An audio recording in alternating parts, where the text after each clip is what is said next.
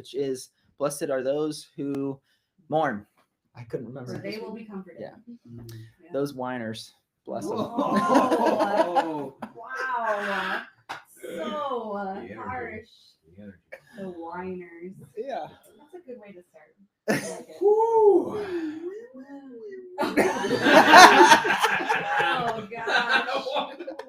We should do a clip of what's his name from the Muppets. Yeah. Beaker. Beaker. Oh, like I was Beaker. thinking it was that there was the one for the Christmas one. Okay. Yeah. Remember? More information. Frizzle around, Yeah, he knows what I'm talking How about. does he know that? What? The Christmas one? They Rizzo? figured it out. What are you Yeah, talking Rizzo. This is Muppet Christmas Carol. Oh. Yeah, it's gonna be Rizzo Rabbit, Jonathan.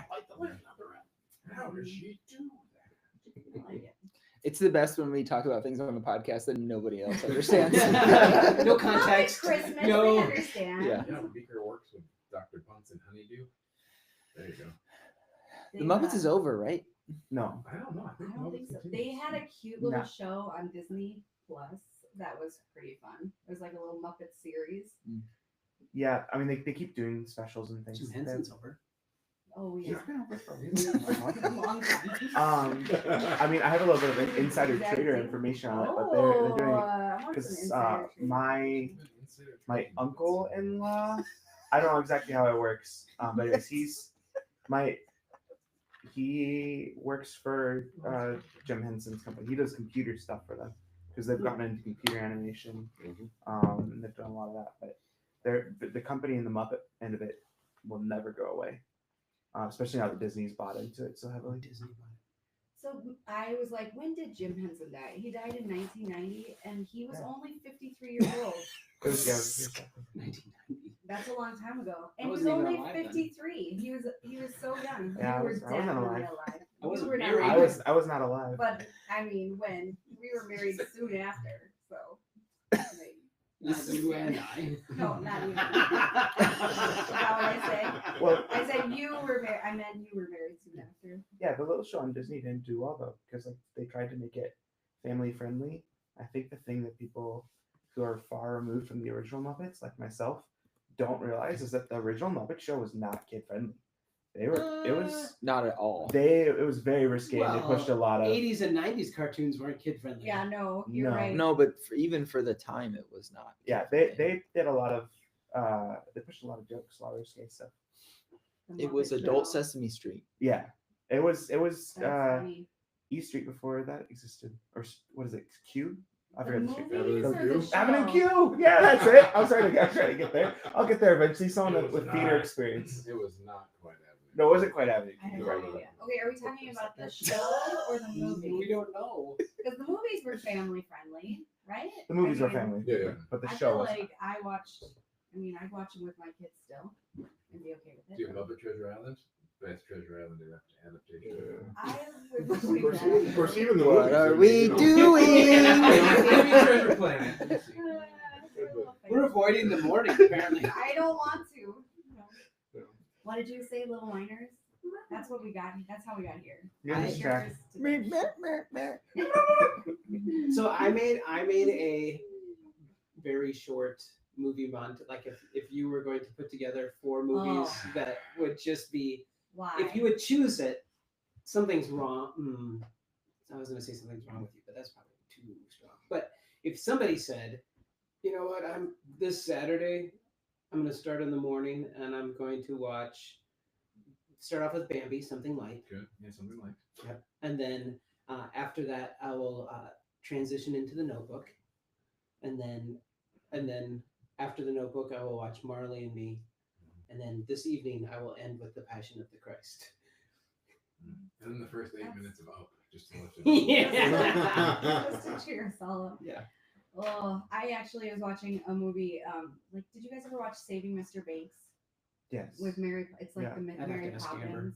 Okay, well, it's the kind of the story behind Mary Poppins. Mhm. And my husband was like, I remember this being a pretty happy movie, and I was like, this is the saddest movie No. in the world because like Mary Poppins is based on her aunt who kind of rescues them when her dad is dying from alcoholism, and it's like the story Mary Poppins is written in this cheerful tone, Mm. and the real story is like heartbreaking. It's not written in a super cheerful tone. Yeah. This is Mary Poppins, and she's a little feisty. It But gives a little bit more darkness to Yeah. a spoonful of It- sugar makes it the medicine. does. Like we watched Makes it, the and we medicine. watched Mary Poppins right after, and like Yeah, the- it just makes you go, "Oh, this is messy." Yeah, I mean the movie, that was one of the big complaints that the author had with it, was that the movie Mary Poppins took away a lot of the tragedy that's addressed within the book, Yeah. because the book addresses some tragedy too. Well, and they end with the kite song. Sorry, just to finish this up, the kite song where it's like, "Let's go fly a kite," and like the whole. I mean, I may tear up just talking about it, but the whole point of that song Is it about was flipping people off? rescuing. No, let's go fly a kite. You know the It's end not of Let's Go Mary Fly a Poppins. Bird. Oh. It's Let's go flip But, a bird like- is a different song. like- But the whole point of that song was like she wanted to see her dad be rescued. She wanted him Mhm. redeemed, but like actually he died from being an alcoholic. And so it was just like Yeah. heartbreaking. But it's like Hmm. when we're talking about mourning, like just thinking about like the just like because we talk a little when we talked about this week, like we talked a little bit about what is mourning and like being distracted from mourning versus like actually processing it. And there was some really interesting in the movie itself, like just interesting, like when are we actually processing this painful stuff Mhm. versus, you know, Yeah. pretend. And like Mary Poppins is cheerful and let's go fly a kite and pretend like everything worked out Mhm. well, you know. And So I don't come know. Sunday morning, we'll be Yeah. rolling out the TV cart. and Yeah, we'll watching just the- watch Saving Mr. Banks and I think call it good. we'll rename this message "How to Be a Morning Person." How to- Yeah! That's awesome. I like that. I wanted. We don't so need to in the titles. I wanted to ask Rachel, and I know that maybe other people can answer too, but why? Why do people choose to watch a sad movie? I don't know. I think you want to cry sometimes. I'd like it. I mean, I know nobody wants to cry, but like I'm gonna cry if I watch sad. Like, okay, I did want to watch. do you Saving do, you Mr. do it Banks. because you want to cry? No, I think it's like there is like this good story. I want to feel That- something. that- I think so Do you that- cry when you watch happy movies? What? Oh, I cried happy Here- movies, sad movies. Here's all the thing: is that like that I that didn't used to. But feeling, the something feeling that when changed. you're driving your car and you're so tired and you're like fighting sleep. Mhm. It's the exact same feeling that I feel if I'm watching a sad movie. I fight the emotion that You hard don't as want to well. feel it. Yeah, so like somebody says, I want to watch this to just let it out. I'm like, no, I'm fighting to stay. Yeah. And so I think it's the processing of a real story, like, or not a real story. It's not a real story, and maybe that's why it's easier, like 'Cause it's watching, fake. because it's not real, but it's still emotional. Yeah. I don't know. That's interesting, because I wasn't feeling very well. I'm like fighting a cold, and so like I was at home and I was like, I want to watch this. I just was trying to figure out a movie to watch. Saving Private Ryan. And Saving Mr. Banks. Nah, I don't watch. I don't think I've ever seen all of Saving Private Ryan. I know we're different people, guys. But That's like, a sad movie. Best Yeah. part was the first 10 minutes. but that's your Or sad in movie. this. So Mine was a yeah. family. okay, so sad then movie. the flip of that, which I think goes back to Jesus's beatitude, is that Mhm. then why when you could be at a funeral of a loved one and Mhm. somebody goes, how are you doing? If you go, all right, it's okay. Like Yeah. what's happening in humanity that, at least in our culture, people feel high pressure, at least externally, to be okay all the time. I mean, I think so. Like when I'm really having a hard time, someone wants to like comfort me with a hug, and I'm like, no, you actually need to give me a foot. Like, please don't hug me, don't touch me right now, because I know that I'm quickly gonna space. Not a- like not an actual like space. You actually got to give me a foot. That's sorry. I need space. I need space because I know that if someone hugs me, I'm gonna cry, and like I already cry enough, so I don't necessarily. I don't know. I want to have a little control of when I lose it. Like I don't know if I want to lose it all the time in the coffee shop in front of a bunch of people, or like at a funeral. Hasn't Like stopped yet. I know it hasn't, but I don't always want to. Yeah. And a funeral, like that's expected, but also it's really uncomfortable to like lose it in front of everybody. Lose it. I don't know. No, Yeah, oh, for sure. Again, it's that I Like, think if you give a the real fighting, answer. like the same feeling of fighting to stay awake. Yeah. There's that same. I think people like fight emotion that hard too. Mourning, Yeah. being sad, broken. I think there is the part where you're trying to control how you're seen or viewed. I Yeah. also think there's, for some, the pressure to perform for other people. Like, Yeah. I have to be strong for everyone else. Mhm. I also don't know if I want everyone, like, I don't necessarily know if it's how I want people to see me, but I don't know if all the time I want people to see that. You know what I mean? For Like, sure. it's not just like controlling people's perception of me, but also having some control over what I share with people. You know what I mean? Like, it's so vulnerable to cry in front of everyone. And I've had to cry in front of you guys many times, and not had to. Well, kind of. Like, I didn't like at first. Like, when we started working together, like, I feel like I cried every week. I don't like I'm gonna cry. But, like, I still cry every week, but not. I feel like it's a little less. But I'm like, gosh, like it was honest, and like also like wishing. I know. I don't know why. I'm sick. I have a cold. Let it be. No, I'm just kidding. But like wishing I had a little more control. You know, wishing like I can control when I'm gonna cry sometimes. Yeah. Because like, you know, like when you're getting to know people better, like it's such a vulnerable. Yeah. I'm sick. Leave me alone. But like, I'm just kidding. Wow. I'm just teasing. But yeah. But I think so. Jesus says, "Blessed are those who mourn," and it's not just mourning because you've lost a loved one. Yeah. No. There's like that you're broken. You're responding emotionally to injustice. Like there's a lot of like Mhm. when you feel that strong. Angst really isn't the word, but these negative emotions, because in that moment, blessed is not circumstantial. Blessed is a being in the midst of circumstance, Mhm. being full of joy or peace. When you mourn, because then you'll be comforted. And you know there's brilliance in this. Is that how can you be comforted if you are cloaked? If you're not really who you are. This is true in relationship with humanity, with family, with whatever. But also, here Jesus is surfacing and going. This is also true in relationship with God. You actually can be. Yeah. You. Because when you are all externally and internally are vulnerable, then you'll be comforted. And knowing that, I don't know if I know that, but still the fight. And you say it because you want to control how you're perceived or be in control of just control. But and part of that has to do with engaging mourning. If you're just bottling up, you know, it didn't say blessed are those who bottle it up. You know, mourning is there's an engagement of the uncomfortable, of the the painful, and yeah, like you said, if you're bottling it up, no one knows. You're not going to get comforted. And that is one way, I guess, to to process. But is it really mourning if you're not acknowledging it and letting it sit? Yeah.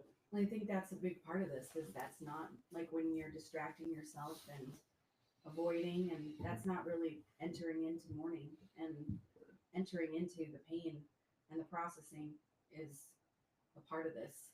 Yeah. Because I think, I mean, I don't know why, I guess, but I feel like some of the things we talked about, it is easy to distract yourself from mourning. I personally feel like I would much rather distract myself. Like, just pretend it's not happening. I'm pretty good at it, actually. Like, just going with, like, when I lost my grandparents, like, I was in the room with both of my grandparents when they passed away at the hospital. And it was really hard, like, in the moment. Yeah. But then afterwards, I just remember pretending like it wasn't real, you know? Yeah. I'm going to cry all morning today. Yeah. Morning. But like, just pretending like, oh, I can talk to them when I need to, or, just things like that. And just like, really, like, you have to engage. Yeah. In Luke 8, there's these two such different people that, again, they're not, Jairus is a religious authority. He is important, probably a degree of affluence, definitely revered or respected. And then there's this woman that isn't even named, but she's been hemorrhaging for 12 years. Mhm. So in her anonymity, and also in her being like, so Jairus is like this picture of clean and godly and like spiritual leader, and this woman would be culturally would have been unclean, you know, cast out of culture, Yeah. even cursed, and but each of them, so they're mourning. Jairus's daughter is dying, which is that's more. It's not wasn't already dead, but soon to be. Uh, but you know, the morning is upset, wrecked. I just keep on thinking like when in the moment when you're wrecked, it can be in all types of different things. And he was wrecked because his daughter was dying, and the woman was wrecked because she tried everything and she Yeah. was still broken. And the thing like the physical scene that I have is that Jairus could have, you know, I think when wrecked because of family illness, I think to hunker down to Mhm.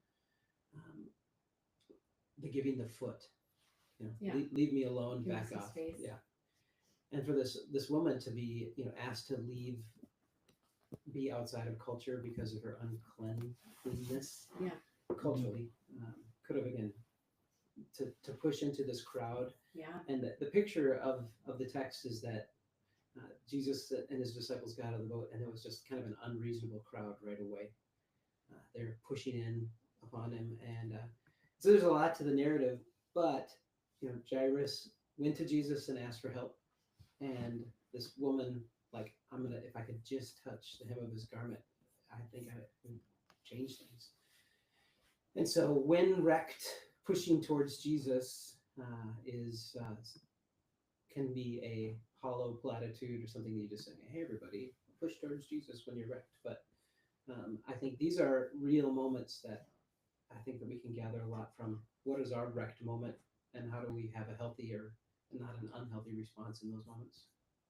It's interesting. Go ahead. Yeah, I think when it comes to healthy or unhealthy trajectory, because like our desire is for okay or to make things better. Yeah, And the reality is like there's something's hey, time heals everything. It doesn't. I think that's something that we aren't honest enough about. Is yeah. that Time dulls everything. yeah, That makes things different. Yeah. time makes things different, and that's the thing is just that I think the unhealthy trajectory is to return to what was that can never be again. Mhm.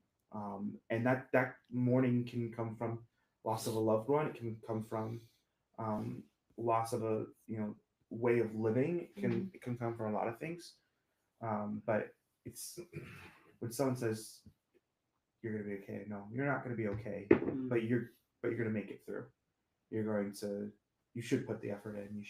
You should get up tomorrow. You should reach out. You should do this. You shouldn't do this alone. I think that's as far as when you compare like what's an unhealthy or healthy trajectories. And we haven't talked about is like why do people not want to be seen mourning or why do they want to be seen as okay? I think one huge reason is they don't want to be a burden. Mhm. Mm. And that's where people when they don't want to be a burden, they don't reach out, they don't get the support they need. And so I know I kind of just bounce the rubber ball around the room, but it's all those things. It's okay to be a burden. It's okay for things to be different and not okay. It's it's not something that you have to return to. It's going to be new. It's going to be you're going to function, but you have to get that support. Well, blessed are those who mourn. So when it's not just loss of a loved one, but when you're wrecked because of circumstance or situation, you're okay, blessed. It's fine in the midst. I'm trying not to use all these not the right words there, but it's not even necessarily thriving, but it's the state of being healthy in the midst of wrecked. And when you allow the wrecked to come to the surface, the word for that you'll be comforted is not just like English has some lacking in that. Like comforted to me looks like just snuggled. Yeah. And it really is. It is to encourage or exhort, which is to call out or to build up. It is the comfort to appeal to. So like when you say that you're wrecked, to be like, okay, come on, come on. It's a calling alongside. So like in a partnership to urge or to implore. And so I think that the beauty of this, Jesus, boy, he puts this right at the top of his, again, Sermon on the Mount, is that, if you feel like you have to have something externally in order to have relationship with God, if you feel like you have to put on this show, he was in the midst of a culture where external belief and action were such highly regarded. And he goes, so blessed are you when you are honest about your struggle. I think about Jesus talks about the religious authorities on the street corners praying these long, loud prayers. Yeah. They probably weren't praying these long, loud prayers about how broken they are. Yeah. And so he says, if you're willing to surface the reality of where you are, God is going to help. Yeah. That's nice. Yeah, it's interesting because I think sometimes what you were saying, what Ty was saying, I think sometimes there's things that we need in life that we are afraid to ask for because maybe we're coming from a broken or unhealthy place. I think for me it's there's certain I have some moments of insecurity. I know, shocker, but insecurity, and I'm but asking for what I need out of insecurity feels really wrong because that feels like that should be on my shoulders to deal with. But I think in relationship, understanding your own brokenness and being willing to say, hey, these are things I struggle with, and what I need in this struggle is this. It feels really uncomfortable to say I need this, but also really honest and helps you process relationship in a way that doesn't mean you have to come at it perfect. None of us are coming at relationship in this perfect place. And I think when you're mourning, you're recognizing that you're not coming to this in this perfect place, and you're able to ask for what you need. Because I think it's really a definition is helpful, but I think comfort looks different to different people. Because it's just yeah, and it just because all of the people that are there, some of them are messy without they can't even hide. You know what I mean? They can't come to this group and hide who they are. It's visibly aware who they are. And so I don't know, it's just an interesting thinking about how to be honest in these moments, which is I don't know, really hard. Yeah. Really hard. But Jesus goes, you can be honest. Yeah. Because when you're honest, I'm with you. Yeah. Which that's great. Yeah. I love it. I think it's good. He's probably one of the first Jewish leaders to actually say that. Well, Because that's just the opposite with the Mhm. Pharisees and Sadducees. They're like, no, you keep it all together. Yeah. Look right. Yeah, look right. And then this guy comes along and says, it's okay. whitewashed tombs. Yeah, sepulchers. Okay, what just happened? Whitewashed tombs. Tombs. I call them the Pharisees. Yeah, he called the Pharisees whitewashed tombs. So Okay. Nicely painted. Everything looks okay on the outside. Yes. On the Okay. inside. Full of rotting flesh. Oh, that's a good one. I don't know if I've ever. I'm gonna have to find that. I don't know why it's not sticking out to me. Right. Just Google search rotting flesh inside. I will. That's right. I'm sure that'll be a good search. And then scroll past the punk bands that that come up first Yeah, from the top of that search. Whitewash Tunes is definitely a metal band. It should be. It's not. All right, Richard. After this, the for you'll be comforted. I think it speaks to the greater body. It speaks to mourn, and then you can't just comfort yourself, right? There's Jesus, there's the people around you, there's the body of Christ. And then when you jump into Paul in Romans 12, he does the body of Christ thing. We form one body, each of us belong to each other, and different gifts, all that. And then he literally jumps into a list of things that are all great. And in the middle of it, he tells us to rejoice together and to mourn together. And I think that the comfort, for you'll be comforted, comes out of also sometimes you don't want to be comforted right away, and the Mhm. comfort comes from being able to mourn together. And I think Mm. that's important. But just the idea of, let me go back to my page. The idea of the blessed are those who mourn, for they will be comforted. Coming out of this teaching, I think brings that there's a peace that comes to it, and it's hard to get to that peace until you actually do the mourning, which you were talking about. But that's the only thing I could sit on is like, Yeah. because I mean I'm preaching to the choir because mourning doesn't come out of my face, Yeah. so it's like, how does that look? How does Comes that out of work? your face. Mhm. Correct. Mm. But I think the blessed are for, we can sit in the morning and talk about it a lot. We have to understand that the comfort's coming. Mhm. It's the Sunday's coming moment. I think that's the blessing, Yeah. is that the comfort's coming, Mhm. and that like you are strong, made strong when you go through these difficult moments. Like it's not a blessing like you're like a prosperous Mhm. blessing. It's a you're made strong when you go through these difficult moments, and the blessing is that you will be comforted. Do the morning. Because comfort's Do the coming. morning. There's doing the morning. Come a morning person. Do in the morning. That's a shirt. Like, See you guys next week. See ya.